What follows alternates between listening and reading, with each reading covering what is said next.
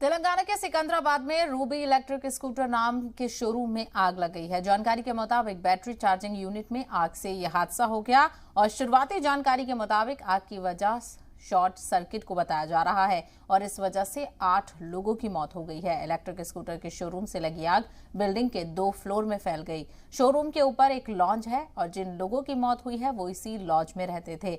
हादसे के बाद रियासती हुकूमत ने मरने वालों के अहले खाना को 3-3 लाख रुपए जबकि शदीद तौर पर जख्मियों को 50-50 हजार रुपए देने का ऐलान किया है।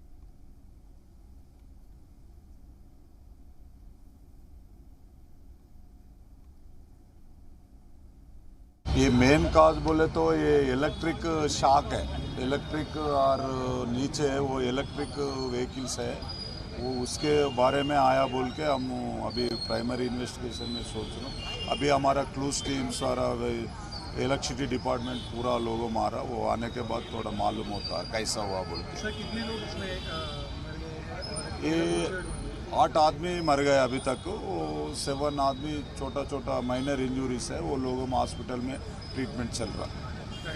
सर ये पूरा सिनेरियो वो हमारा को है तो 9:20 9:30 बीच में ये इंसिडेंट हुआ बोल के हमारा को कॉल आया।